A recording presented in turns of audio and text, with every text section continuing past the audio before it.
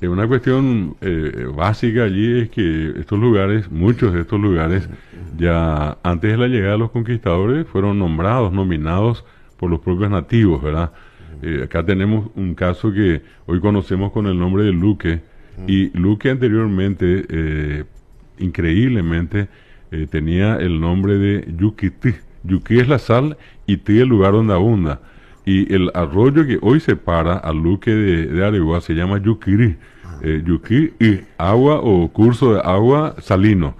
Notablemente llegaron después los conquistadores, le cambiaron el nombre por Luque, y sin embargo hoy tenemos un río que se llama Salado.